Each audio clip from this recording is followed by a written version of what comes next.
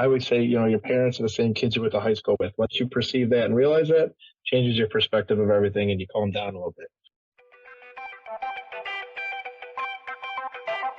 You're listening to the No Labels, No Limits podcast with best-selling author Sarah Box. We focus on the mantra, no labels, no limits, no excuses. And now without further ado, please welcome your commanding coach with plenty of chutzpah and heart, Sarah Box. Hey there, No Labels, No Limits podcast listeners. Welcome back for another week of the podcast. I'm Sarah Box, your host. And here on the No Labels, No Limits podcast, we're on a mission to help individuals, teams, and organizations think outside the box, innovate, and move beyond their perceived limitation. And that's also each of us can achieve our personal and professional goals, but honestly, just to show up better and more grounded in the world. And, we do this by sharing accomplished and inspiring guests. And each of our guests have either overcome a challenge, a limiting label or belief, and they have moved beyond that to the person you're meeting today. And they're going to continue to do that work as they go forward in life. So let me tell you about our guest today. We've probably been chatting, almost 15 minutes before I hit record.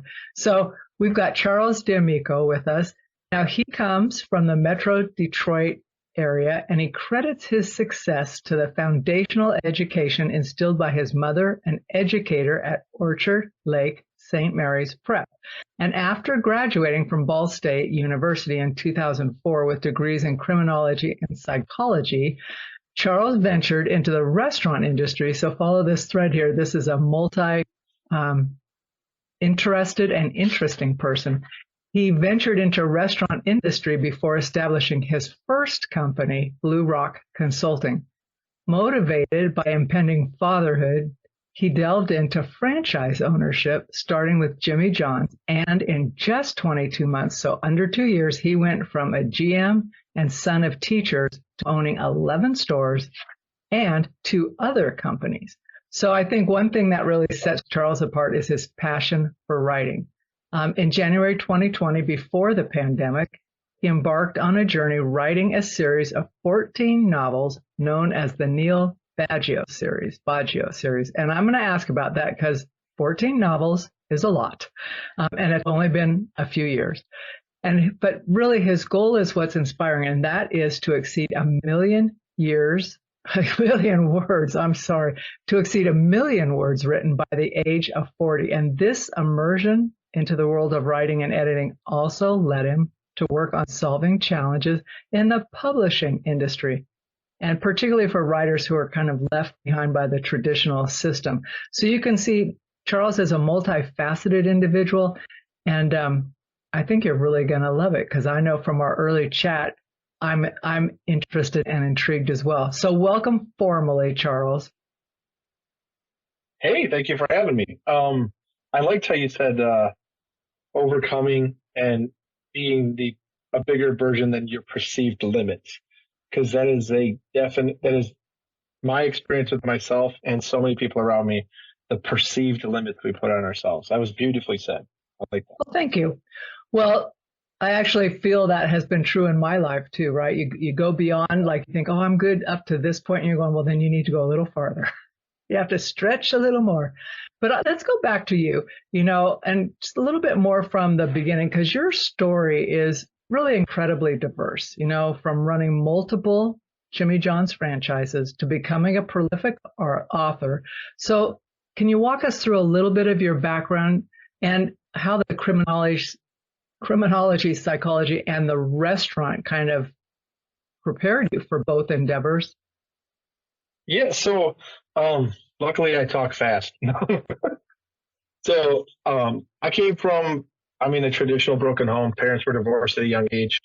My sister, who's almost 3 years older than me, took things different because of her age and the world that she perceives at her age, right? I was young enough that I was kind of left behind in a lot of things, but my grandmother was always there. So while my mom was kind of a single mom working, and my dad, and they were dealing with their stuff, I would say, your parents are the same kids you went to high school with. Once you perceive that and realize that, changes your perspective of everything and you calm down a little bit. Wait, say a little bit more about that, because that no one has ever said that. So so what you're Sorry, saying? I'm a walking T-shirt machine.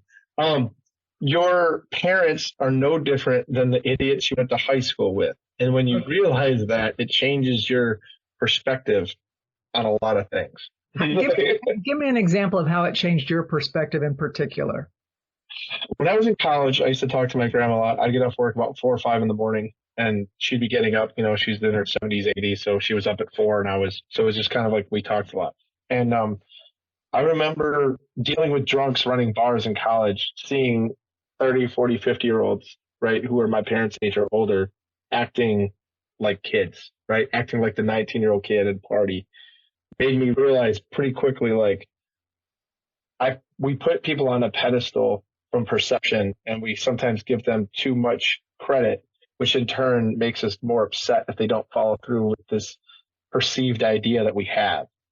And when you realize they're just people, right? Like they're just doing their best with what they got. It changes. Doesn't mean you necessarily forgive people for bad decisions, but it maybe changes the way we perceive the actions that they had in our lives. Oh, thanks for that. Because I really agree with you, but from my experiences, it also it's like, well, man, I don't want people putting that level of pressure on me to be quote unquote perfect, right? Yeah. So I think that's such a powerful observation, but I've never heard it expressed in quite that way. Between writing and I talk to a ton of people. I have a specific way of talking. One of my other favorite things I say all the time is, I have a tendency to not talk linear when I'm talking to my staff or even friends. I always talk in analogies. And I always say the inner 4-year-old in all of us comes out. And what I mean is that truck, the toy you didn't play with for 6 months, right? And then your cousin or your friend or someone grabs it and you get upset. Like that kid is alive in all of us, whether you're 4, 14, or 40. And you will be sitting at home and all of a sudden someone wants to borrow your shovel that you haven't used in 6 years. And you're like, no, that's my shovel. Like we give ourselves way too much credit sometimes. Or other people, and we just, and they just. Oh, I'm just laughing, and it's so true. Like, can I please borrow this? It's like, well, I don't know, I might need it, but to your point, I haven't used it in 18 months. But, right? Yeah, so it's the inner 4. Okay, keep going. I like you. I'll follow. I went into psychology because I dealt with a lot of stress growing up. I have openly written about in my book, One Golden Day, which is kind of a therapy book hidden in fiction. It's all the advice I got from my grandmother and my mother over the years before they passed away, and I put it in story form. My sister has now been in recovery. She's been sober over 100 days. It's something she's been fighting since her teenage years. She's 40. And her perception of how we grew up, right? And my dad, my stepdad, he's like, you guys grew up in a middle income house. I was like, I was the poorest kid in the middle income every place we went because my mom didn't want to take anything from my father, my biological father. She didn't want to deal with the stress. And as an adult, I kind of understand it now, but also I'm like, that's kind of petty, right? Like, I'd rather live poor because I don't want to sit down and talk to you for 10 minutes a week, right? Like, okay, like just have a conversation, like just solve the problem, right? And there was a period in our time when we left our house and we stayed at my aunt's house, which was pretty close. But my mom kind of was like, anything you can fit in one bag, that's it. We're not going back. My sister was in high school, I think a freshman year or 8th grade, which is pretty influential in someone's personality traits, right, and character. And to have your whole closet kind of ripped from you at that age, now she has this fixation on materialistic things. Now she's worked through it a lot and we've talked about it, but that was kind of put on her plate at an age and very developmental part where I was young enough that stuff didn't necessarily bother me. And I was so young compared to all my cousins. I was just used to doing stuff on my own. A basketball in the driveway, a soccer ball in the backyard, cooking with my grandma. So I had different coping mechanisms than she did. And I always say that's kind of where psychology started, why I wanted to learn. And then I was kind of an outsider. So I watched a lot. I bartended and that was cool, but I was so used to being an outsider, I'd sit back and watch the chaos and just kind of be happy to be there. Right? And over the years, I've been in so many restaurant jobs and people heavy jobs where you're interacting with people and work that I've just kind of tried to take time to learn from my own mistakes, see the mistakes that other people make, not being afraid to ask questions that most people wouldn't ask, which as an adult isn't horrible. But when you have a kid, my son's 10 now, who does the same thing with literally no filter, makes me realize, oh, oh yeah, I've been like that most of my life. I always tell him I've got the beta version. He's got 2.0, so I can give him kind of, the reins on how to get through it. But he'll ask a million questions because he really is inquisitive and wants to know. And I'm like, oh, this is what it's like when people see me from the outside. Because we connect the dots pretty quick and then want to ask the next question. And although restaurants and writing might seem different, they're not in that. If you've ever worked in a restaurant, it's a very expressive lifestyle, meaning there's a lot of colorful language. There's a lot of different people coming together. It's a cornucopia of cultures and people. I actually just finally read Anthony Bourdain's book that he became famous for a long time ago. And he talks about it, right? Like you have this hierarchy of all these different cultures. This group may be broke when they leave the restaurant, but they run it when they're here. And I think that is kind of a beautiful thing that allowed me to learn from the chaos I had to the things I experienced to what I was able to do as I continued to grow companies. So I want to back up to something you said it really caught my ear when you said it.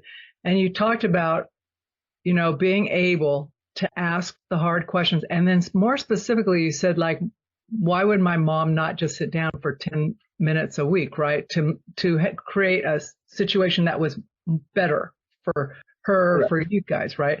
So how do you use that when you're working either with people or in your restaurants or in any aspect of your business? How has that lesson shown up for you? Because I really think I agree with you, but I also find that unwillingness to sit down sometimes and have those conversations is the problem, not necessarily the problem that you're having the conversation about. So I usually sit people down and I'll ask them questions like, okay, you obviously don't want to have this tough conversation, but how many tough conversations have you had that ended poorly? Like, let's unpack that. Like I said, my brain goes to the next question pretty quickly. Like, well, why are you afraid to have the conversation? What do you think is going to happen? Let's not even talk about the topic. What do you think is the worst thing that could happen from this conversation? Right. And then you try to explain to people, nothing. It's a conversation. More than likely, you're going to get past it. And in less than 3 days, you're going to forget about it. And then some people, well, no, I won't. But no, you will. Your brain is designed to. And I'm actually, I have a tendency to say, not controversial, but I bring up controversial topics to prove a point. So I actually read this at work a lot. And they're like, no, I'll remember. And I go, I'm going to say something. It's like 9/11 is a horrific thing in our history. And if you live through it, you remember kind of where you were at that moment. And whenever it comes up every year, you're kind of taken back. But on September 9th, you don't remember anything and you don't care. And on September 14th, and maybe, if you had a family member involved, you are reminded by it. I lost my mother. Like, I don't think about it every single day. That's because my brain is designed to put those things to the side and be like, this is important. If this comes up, we'll deal with it.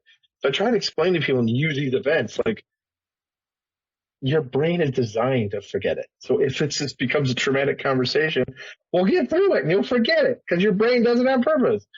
Like, and the more we talk about it, the less you'll even think about it. Because when you kill the curiosity, it makes it go away. Like, I mean, especially with my kids, I talk to my now 9-year-old daughter and soon to be 11-year-old son like they're 27 all the time. People are like, why do you talk to them, like they're adults? I'm like, because they won't care in 30 seconds if I just talk to them. If I give them some BS reason, they'll think about it more and dig into it. And I just talk to them. And we do that with our staff. What's wrong? So, what have you seen change as a result empathy of that? is a big part of that. Well, I do want to talk about empathy in a minute, but what have you seen when you work with your staff in that way and they get past the conversation? What kind of change or behaviors do you see? It's cool. I love working in restaurants because it's an unskilled labor job, right? So I get 16 of burnt out 50-year-olds. Like, let's be honest. Like, if you're walking into a Jimmy John's at 50 to be a driver, something went wrong. Like, you may be retired or disability, and you're just looking for fun, which I've got plenty of those who work for us who they're like 60 and they're like, I can only work 15 hours or it messes with this or that. Like, but most of the time something happened, whether you're an ex-convict, whether somebody, won't give you a chance. So we try to have the tough conversations because once we do, it removes this like uncertainty. And then everyone's like, oh, it wasn't as big of a deal as I thought. One of my common phrases, I actually just said it earlier with my wife, was fill the void with information. Don't allow someone else's imagination to run wild. Yep. And when we don't communicate the simple things, like I messaged on Slack to all my teams, I'll probably be unreachable for about 2.5 hours. This is why. Now, if I don't say anything, they may wonder what happened because I normally respond, right? If you're an employee who's going to be 15 minutes late, but you don't say anything, well, from the time you're scheduled to the time you show up, your manager's probably like, what's going on? Are they even going to show? Like, you're creating undue stress. You can just be like, I made a poor life decision, or as I like to call them, PLDs. I was up late, partying too hard with my friends. I will be there. Like, I appreciate that. I tell my crew all the time and managers, if you don't do it more than once every 6 to 8 weeks, if you're honest and be like, I'm an hour late because last night was not smart, I'll help you. I'll get a hold of somebody to make your morning a little bit easier. Honesty goes a long way. And when you remove this stigmatism of just being upfront, it's amazing how easy it is to solve things, right? Because people aren't scared. That's the hardest thing is probably I have to deep brainwash so many people because they're just afraid to communicate. I'm like, man, if you tell me the problem instantly, we don't even have to talk about the problem. We can go to the solution. The only time we talk about the problem is if I know how to solve it before next time. And so many people are afraid because they're used to getting, whether it's yelled at by your parent or told by your teacher, like, right? Like there's rarely solutions. In school, for example, rarely does a school at any age, if a kid does bad on a test, allow them to fix it. My kids, if they do bad on any assignment, have to fix it to 100, no matter what the school says, because I don't want them to think failing on a test is the end result. Like I was that's so wise, right? You're basically teaching that all the test is a marker of where they are at this moment and they can move the marker. It's a snapshot in time. Yep. That's all it is. But that's an important lesson that you're sharing with your kids and with your team members, because we get conditioned or told that our test is us. Like if I score low, then I'm low, right? I'm not worthy, whatever. So, I mean, the life lessons that you're teaching are super powerful. And I know someone could listen and go, well, it's just communication. I'm thinking it's everything, because you're rewriting the interior or the internal story people tell themselves. Let's unpack that statement, because people are thinking that, right? Well, that's just communication. Words have power.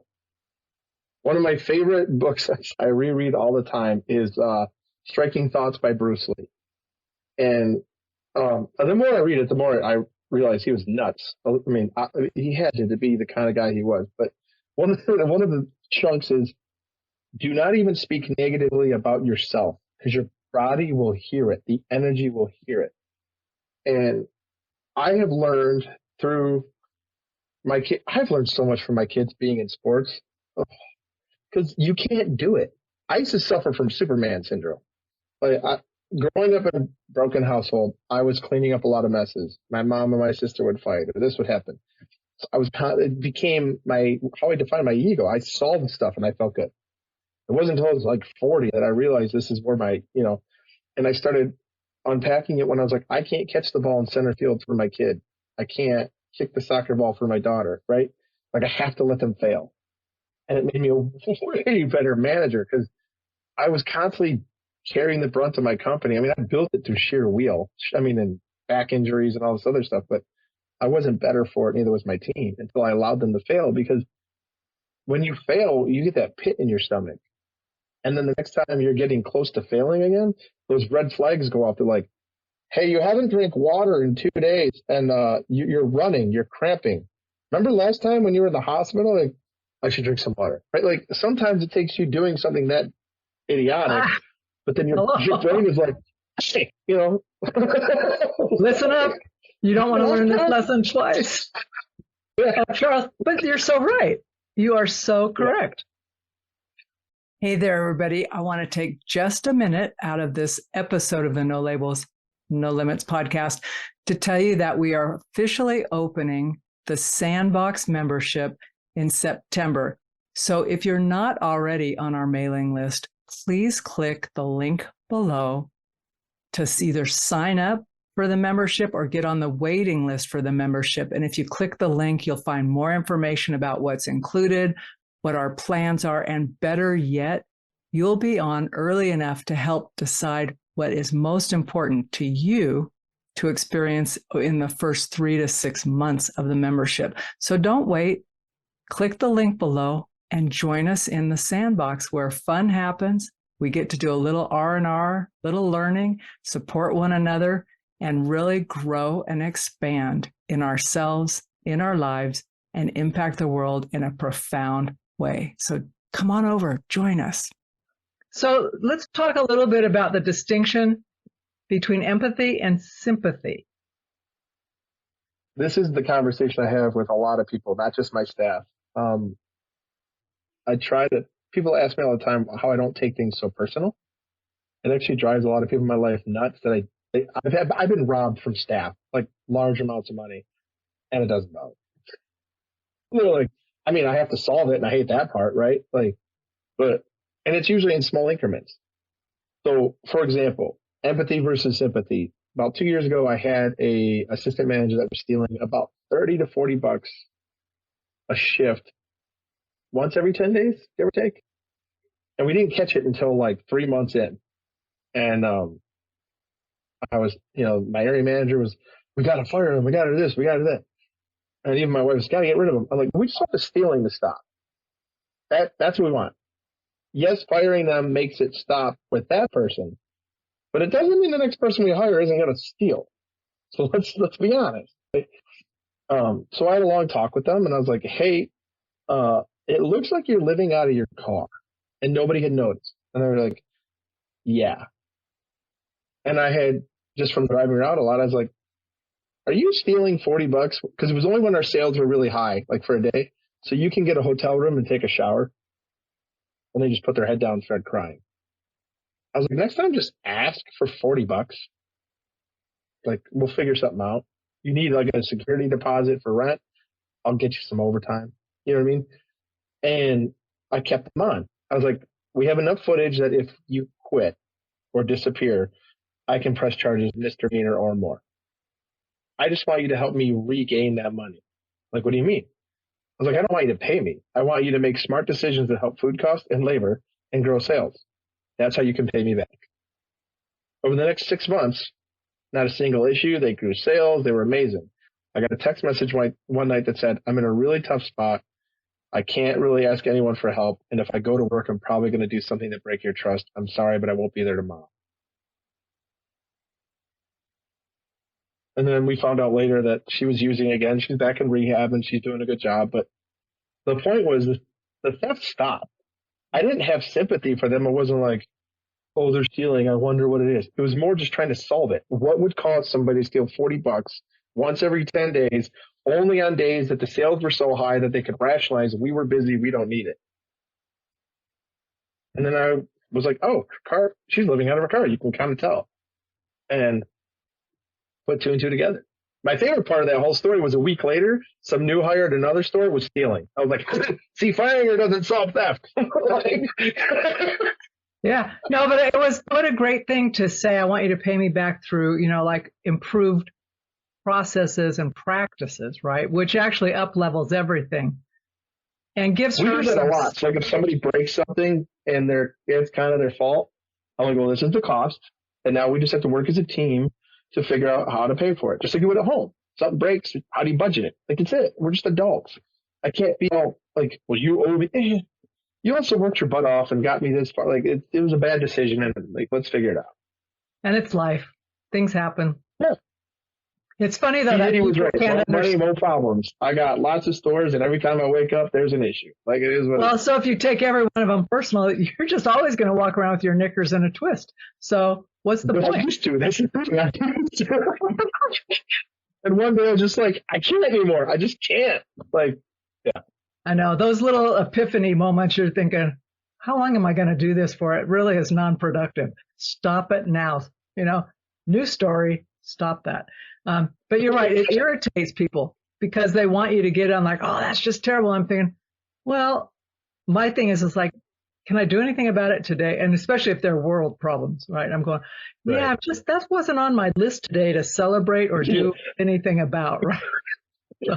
Like I can't solve. I can make a little difference in my life, but I can't. I just But do it by earlier how I said, interact. language matters, and I was going to, but went off on a topic. Talk about speaking in the affirmative with my sports kids, with my kids in sports. It is especially baseball because it is a sport of failure, and my son loves it, and he puts in a ton of work. But you have to teach, at the time, a 7, 8-year-old to not walk into the batter's box thinking, "Don't strike out, don't strike out, don't strike out," but to relax and say, "Look for a hit, look for a hit." Because when you think of the negative happens. When you think of the positive, I do giggle when people are like, you have to manifest. It's just positive language in your head that gets you to think of the steps to get there versus the negative language that gives you reasons to not do it. Right? It does Jim create Carrey talks at these amazing energy. things like, I wanted a bike and I won one. Chances are you talked to a friend of yours for like 4 weeks and wouldn't stop that you wanted a bike and he saw it and he put it in there. So like, is it manifesting or were you an annoying 7-year-old? Hey, either way, it worked out. It's kind of both. Yeah. It worked out. Yeah. So you said there's. I love what I do. I love the people I work with. It's fun. So you said though that the empathy perspective that you can talk about how 2 words can change your world. Yeah. What are those 2 words? Are you going to keep those a secret? Well, empathy we already talked about. Okay. Would you like to introduce the other one? I thought I put it in there. I don't know. It just says how 2 words can change your world is the question I wrote. And I'm thinking, yeah, but now I wrote that a while ago. So now I'm wondering, what did I mean? So if empathy is one, what's the other? The other one is sympathy. Okay. It's understanding the difference of empathy and sympathy. If we do it in our own lives, I think it makes all the difference in the world too. Because out of the word empathy comes many things, right? Perspective. I'll use the situation for me growing up when my parents got divorced and it was hectic. My stepfather, when he came into the picture, would say things like, I helped provide, you had this house, you had this life, you lived in a nice neighborhood. And then I say, you're an adult in a nice neighborhood. Parents don't talk. Adults don't talk like kids do. We had powdered milk, government peanut butter, those white cans. I was wearing hand-me-down clothes from kids in the neighborhood that knew it was theirs when I went to school and they picked on. Now, does that mean his perspective is wrong? It just means mine's different, right? And that's the empathy conversation to put yourself in someone else's shoes. You can disagree and you don't have to come to be like, well, especially in the current political phase we're in right now, right? Where it's so far either side. I think part of us have just lost the ability to be empathetic and forget that the word empathy doesn't mean sympathy. And I know it's probably an SAT word, but come on, people. Well, and I think staying curious helps a lot, and I had a conversation with my husband and I said, sometimes I just hope to be proven wrong in a day. And he goes, why would you ever wish that? And I said, well, it means I'm learning something, right? And I said, you can change. That's brilliant said. I love that. Well, because, he's very, personality-wise, he's very black. When I came into his life, I said, hey, he goes, no, it's not that. And I go, honey, you're going to start seeing a lot more gray in your life. And he goes, it's not black, it's not white, it's somewhere in the middle. So he's seen a lot more and he gets it. And but it's not necessarily where he gravitates to it initially, right? And for me, I'm kind of like, well, I actually think I know what's right, But if I talk to enough people, I might learn something different. It won't necessarily change what I think, but it might influence how I perceive it in a way that's helpful to me, right? Yes. So I think staying curious and going, what, the example I says, what if all of a sudden you woke up and went, oh my God, for the last 50 years, I believed this and I'm totally wrong. He goes, not going to happen. I go, you don't know. And he goes, not going to happen. I'm thinking it could. Science. Just look at science, right? Where it's like, this is the way it is. And then after a while, they're like, oh, whoops. Okay, we learned something new. One of my favorite phrases about language, perception, communication is an interview with Al Gore a long time ago. They said, when it comes to global warming, you've been fighting this for so long. Do you have any regrets? He goes, never should have named it global warming. He goes, I thought people were smart enough to understand. I was wrong. See what I mean? That's hilarious to me. But you think about the ripple effect of everything that came out of that, and people get all like, oh my God. I'm thinking, okay, he said he was wrong. Yeah. It's cold today. What do you mean global warming? I know. When you have a fever, your feet can feel cold. I'm just waiting for that argument, right? Sir, so I got a response for you. So if you have 100-degree fever and you, does the cold not real? Right. Some things are just. They just are. I know. Tell me, we were talking a little bit about your eclectic reading and learning patterns, right? Before we went. So talk a little bit about who you're listening to now, what you're learning, and why you chose those particular topics. Well, I kind of go down rabbit holes a lot, out of pure curiosity, helping people solve problems. I do, it's not on my bio, but I actually do, I sign a lot of NDAs, private consulting for free for CEOs and vice presidents. It started for fun with a CEO of one of my lenders I had. I went out to a couple lunches with them and was helping them with problems, and then it became more and more and more. And they're like, you don't mind doing this for free? I just like it. I like solving problems. I like being aware of things. My ego likes being in the room of a room I shouldn't be in. But currently I am listening to 3 Walter Isaacson books, the gene editing book. I'm listening to Elon Musk's biography, and I almost said Walter Cronkite. It's not Walter Cronkite. He just died. I'm just getting this video 7 phones for. You can look it up. But I'm also listening to Walter Mosley's series. Kissinger. I even started a book on the Medici family, 48 Laws of Power. I like to pick what I'm listening to based on where I'm traveling, maybe the stress I'm dealing with. Not just to learn something, but to kind of hide, I guess, the better way of putting it. Nonfiction kind of numbs my brain. It slows it, it kind of quells it. Cause I'm like, wait, what is that? And then I start hyper paying attention. And well, this sounds interesting. And then it kind of makes all the noise go away.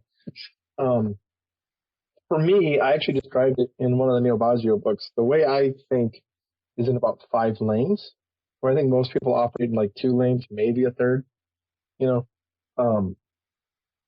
I will be actively thinking of at least 2 things at a time, and then there's 1 or 2 things where on the back burner, but I'll still be kind of oh yeah, that's right, I could need to do this. And then there's this other lane that I've learned to tap into my subconscious a little bit, where I'll think about something, I'll write it down, but then I won't feed it. I won't feed the thing I want to. And then 2 weeks later, my brain is screaming at me you can't do that. You can't start this. And then but then at that point, my brain has kind of been, whether I'm sleeping or doing other stuff, has been taking all these other things. And now all of a sudden, without even thinking about it, I'm kind of subconsciously solving stuff. Yeah. And I'll just have these moments where I'll be in one conversation with somebody. I'll be like, I got to be right. I'll be right back. And I'm like, I just solved something. That's the brilliance of the brain, right? In the subconscious, you give it a problem and it starts to work on it. Yeah. It's like that Lewis Black, joke you start was now I got to figure it out. You're a pretty good impersonator. So talk about your Neil Baggio series. So the way I got into writing is different than most people. most, especially, I mean, I have an editing company and a publishing company, so we see lots of manuscripts. Almost everybody we have met gets into writing because they're inspired by somebody else they wrote, a story that inspired them, right? I got into writing because there's nothing I like to read. That's weird. I was in my 20s. I dislocated my ankle. I couldn't do anything. I had to keep my leg for about 3 months. And I tried reading, didn't like it. Tried video games, didn't like it. I got bored real fast. And my sister kept trying to give me different books. She was a big reader. At the time, she was in her like Anne Rice phase. And, where the books were like, huge, bigger than the phone book. And there's a reference for the audience. Let's see how old you are. And then I was like, I'm going to write a story. I'm going to write a book. And she's like, you don't read enough to write. And I go, I'm going to write. And I wrote the first book, actually wrote the first 2 books in about 90 days. And then they ended up kind of shelved in a drawer for 10 years. And I started writing content for bank blogs. And, all nondescript, I didn't get credit for it. I was just writing for a company. And the editor I had was brutal. I mean, he was cool, but he tore my stuff up. He's like, man, you can write amazing and fast. Do you know what a comma is? You know what I mean? I was like, no, I don't. I studied psychology. I didn't study this. And I was like, funny story. I wrote these 2 manuscripts. I'd love you to read them. And he's like, they're great, but you need a real editor, right? Like, not. And that started the path. This was about the October before the pandemic. And I started editing Veritas and Ave Maria with more professional editors while I was waiting for them to get back to me because I was getting impatient and I was liking writing. I wrote One Golden Day, which is the self-help book hidden in a fiction story. And then when I got done re-editing Veritas and Ave Maria, I couldn't stop writing. I wrote Colloquium in like 11 days, Requiem in like 12 days. I ended up writing, my goal was to write 1 million words that year, and I did. I ended up writing 14 different rough drafts, reworking a bunch of them, and I've got 7 out now, 4 or 5, 6 out. And then 2 are currently in their like 3rd round of edits. The other rough drafts, we're working with our editing team, and I'm currently writing a couple other books while I work full time and do all this other stuff. So, Charles, not all of those are in your series, though, right? Or are they? The Neil Baggio series is Veritas, Ave Maria, Colloquium, Requiem. They're all Latin titles. My dad's very proud of me in that. I picked that up. And then the new book that just released in November called Purdue is a female spin-off character. And those are all French titles. Purdue, La Chazée will be coming out next year. Trouvé will come out about 6 months after that. And when I was writing this book called Frank's Journal, which we might retitle it to Why I Kill, is the current working title. It's the Neil Baggio series starts off with Neil's mentor, Frank Capilano, goes on a killing spree, and it picks up 4 years after they can't catch him. Neil had left the FBI, started his own private investigating firm, kind of gone down the dark hole because he couldn't catch this guy, mad at the FBI, and now they call him back because they have to figure out how to catch this guy. And it's him kind of dealing with all those issues of, do I trust them? Do I use my own guys I built trust with? I need to catch, and him dealing with this issue of catching this guy who killed all these people. So it's a chase. And then the second book follows that, Neil Baggio kind of getting called back to his high school. It's kind of a right turn, but I didn't want to just be stuck on the same storyline. Colloquium picks up where book 1 left off, same with book 4. And then Purdue is a female character that shows up in 3 and 4 that I wrote. Kind of like a more PG-13 spy, something that my kids could read by 10 to 12. While writing Frank's Journal, which is the killer's perspective, prequel to Veritas. How does Frank go from being an FBI agent to killing people? Which was fun. Not really. I enjoyed writing it, but it made me a horrible human being. I was in a bad mood all the time. And I quickly learned I needed to clean my palate. So I started writing this PG-13 series. I swear a lot in the Neil Baggio series. I've gotten better, but there's plenty of colorful language. Purdue is more that PG-13, and it's a slightly different kind of turn. And the coolest thing I got about that book is both my comps were female authors, which is not common for a male author who's writing a female character. gets comped to like Janet Ivanovich and other. Yeah. I was raised by a lot of cool women, so it's not surprising. It's not surprising, but I think it's so interesting to hear your process, right, of how you started and then coming back. And I would, when you're reading it from Frank's journal, I would imagine that's a very dark place to have to be in that storyline. The 4 people that have read it so far told me, they said they can't look at me the same way ever again. What I'm does like, that well, mean? that's great. Because they see a dark side. It's not a violent book necessarily. Like there are some scenes it's a serial killer book, but it's more the psychological breakdown of somebody who's rationalizing these decisions and then expanding on this bad decision to another one, then rationalizing this killing. Why did he do this? And what is this? And then him coming to terms with certain things. And like, they're like, the fact that imagination or not, the fact that you've had those thoughts to be able to put it, they're like, I'm like, well, I did want to study this for a reason, like, Right. And there was plenty of dark stuff in my past. Like it comes from somewhere, but still, you're killing people and getting away with it. And then there's a good chunk of the book. I make you root for the guy, even though he's killing people. So, well, and I think what's so great about that is, as I'm reflecting back on, you studied psychology, you clearly have a good handle on the inner workings of people and relationships. And then you've got the whole criminology piece in there too. So what a journey for you. My original plan was to go into the military right out of college and then transfer to the NSA. And I destroyed my knee my junior year. And that even though I'd kind of rehabbed everything and got back where I was ready to go, when I went to MEPS after college to be processed, they had all my paperwork wrong. And I was like, I'm not signing that. It's not right. They're like, oh, we'll fix it later. I'm like, I went to college. I'm not signing a contract that's wrong. I'm like, no. And he's like, well, it could take months for us to fix this. I go, okay. And like a week later, I got a job working at a Jimmy John's. Now, it's amazing. A clerical error drastically changed my life. Well, sometimes, as one of the things that my husband will say, he says it's just a click in time, right? Your clerical error, just a click in time, but it shifted everything, and and I can look back in my life and think one decision, like someone said, will you do something? Actually, it was outside of my comfort zone. They said, would you come here and teach this thing? And I'm going, nope, too scary. And I said, I was, because it meant, okay, it's not where I'm around all my colleagues. And it was something I'm not at the top of my game on, but I would bring some people with me. But that changed my life. It changed where I lived. It changed who I knew. It expanded things, but I couldn't know it at that one moment. So, click in time,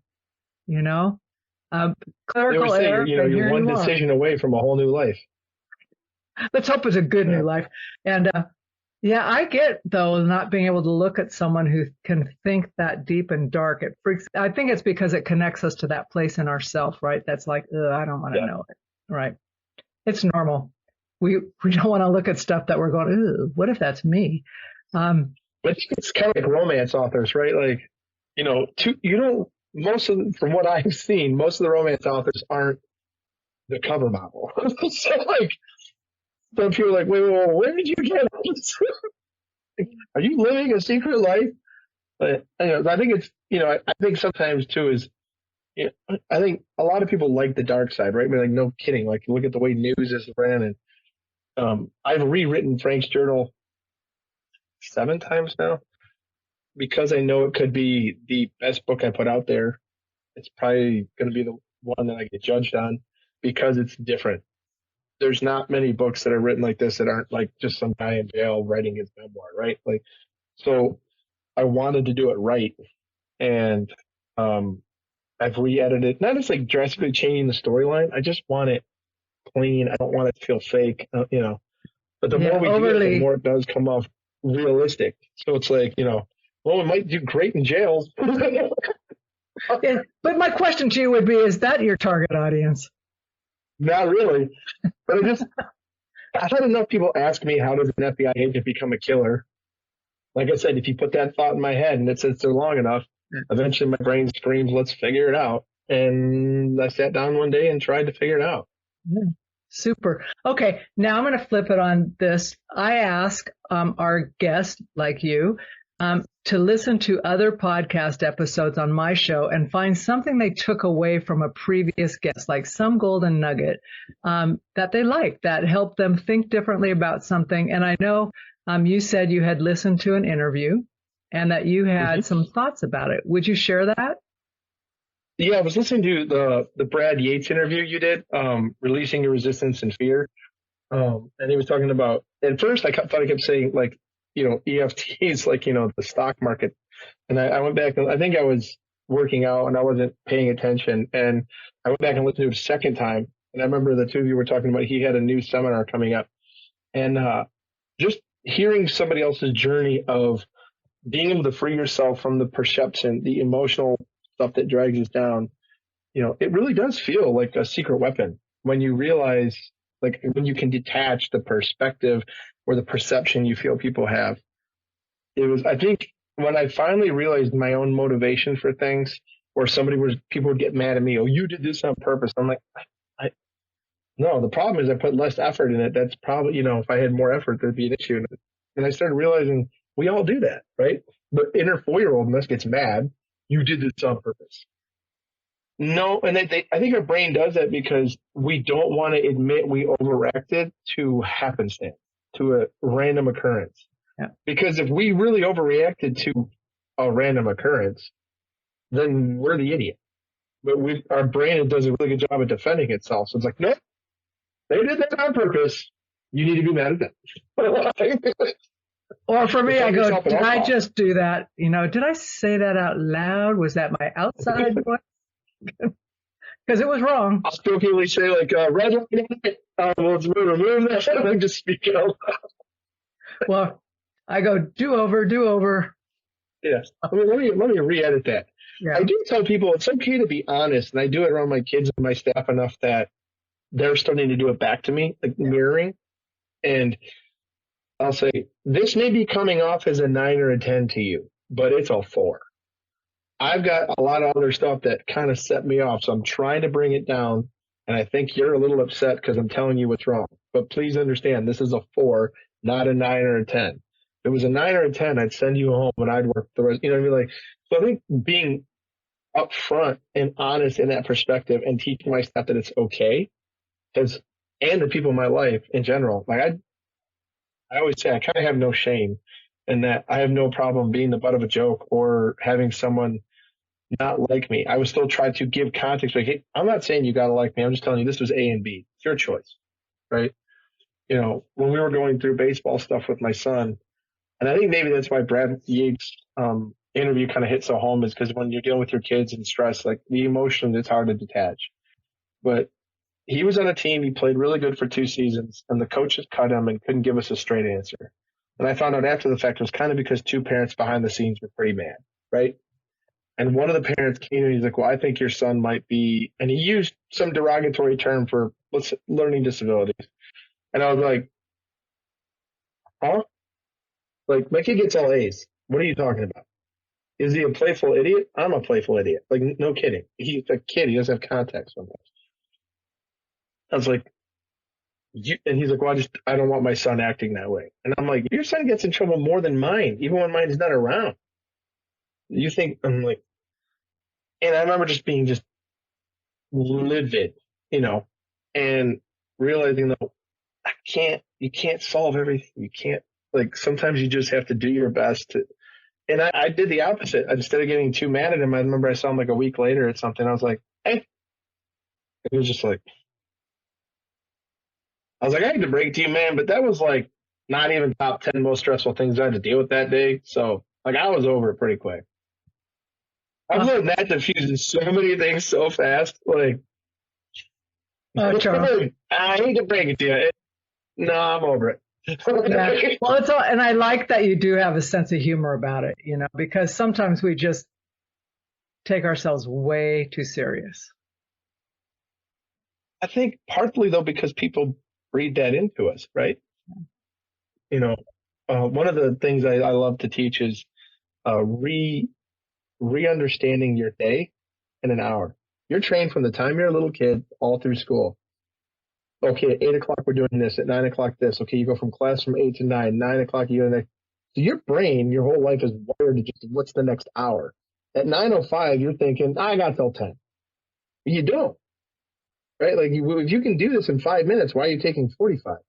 Because you've been conditioned to do it. So I teach people all the time, just set an alarm or timer, 15-minute increments, 10-minute increments, any task. You put in the laundry away, set a timer for 10 minutes. You're messing around on social media, 5 minutes. Not to race, but to give yourself a new understanding, a new perception of time. You will be amazed that for 3 to 4 weeks, how much more free time you have. You're like, I didn't take as long as I thought I was going to take. Like, we take over restaurants. I've taken over 4 different markets. I'll get into a market, and they're doing opening procedures from 6 to 9:30, 10 o'clock. Like 4 hours. And in less than a week, I've got almost every manager doing it in under 45 minutes. And there's no special thing except just teaching them to pay attention to time and just a few tweaks here and there. And all of a sudden, they're like, well, now I got my whole day back. Yeah. Like, How nice is that? well, yeah. And it's, I think a lot of it is just we have to have enough self-awareness when there's something that's bothering us, instead of just being mad, going, where did it come from? And I think, again, it comes back to empathy. Where did this come from in your own life? Why am I doing this? Like, I still know when I'm stressed, I want a bowl of pasta. Why? Because from like 6 to 10, every time I came home stressed, my mom and grandma threw a bowl of pasta in front of me. So I kind of eat, like it's been years. Like, it's, if we give ourselves the chance to slow down and ask why, curiosity, like you said, be curious. Where does this come from? Why do you feel this way? It's amazing what you can overcome. I agree. So with that said, I'm going to give you the last word on the podcast today. So what do you want to leave our listeners with? A pearl of wisdom, any of your t-shirt slogans? What do you think? Give yourself empathy. It's the best gift you can give yourself. Because in your own life, give yourself perspective. The next time you do something horrible or you have a bad day, be honest with yourself. Because you might be like, oh, I don't know why I did this. Yeah, you do. Like, you do. Like, you stubbed your toe because you went to bed late. You were too busy watching something you shouldn't. You were rewatching reruns of MASH that you watched 300 times. Like, you're tired. Like, take the 2 seconds to answer that internal question more and more, and then give people the same chance. Not in an argumentative tone, but just ask. And then put yourself in their shoes. Just did it with my son recently, who's got a kid who's kind of a bully. I didn't say to him per se, but in general. And I said, do you feel you act to people the way you do because we taught you that? He said, yeah. I was like, so being around me and mom and the things we taught you, you then mirror that. I said, yes. And so if a kid around you is doing something really bad, do you think there's a chance that he's learning that from his environment? He said, yeah. And I said, well, then shouldn't you feel bad if that's the environment he's in? He said, what do I do? And I was like, and then I walked him through operant conditioning and how to kind of train the kid without him realizing it. Yeah, but that also didn't set up a us against them kind of thing, right? It's like, hey, but that's a great perspective shift. So everybody listening, first of all, there's a lot of things that Charles shared today that I think are valuable to take forward, from really thinking about empathy and sympathy, having honest conversations, taking the fear out of it, not leaving it to kind of simmer and get bigger and blown out of perspective. I'm sorry, but I'm thinking about some of the things she said. They're so funny. And I'm sure I'm going to share them with other people and go, oh, this was great. But, so if you listen to this and you had fun, because Charles is a fun guy, but you took some things away that help you or will help you, and someone who would also benefit, please share this episode. Oftentimes we don't know until someone says, hey, I just listened to this. I think you'd love it. So as a gift to yourself, share this episode with someone you care about so that they can learn from Charles and his knowledge and experience, and we can all kind of level up a bit together. So with that, I will see you all on next week's episode. You've been listening to the No Labels, No Limits podcast with best-selling author, change agent, and strategic business coach, Sarah Box. You can grab the show notes and find out how to work with Sarah at sarahbox.com/no-labels-no-limits-podcast. We'd love this podcast to reach as many people as possible. Please remember to rate, leave a 5-star review, and share the podcast with someone you think would get value from this conversation. Till next time, keep taking those daily action steps to align your purpose to your principles and achieve your goals in business and life.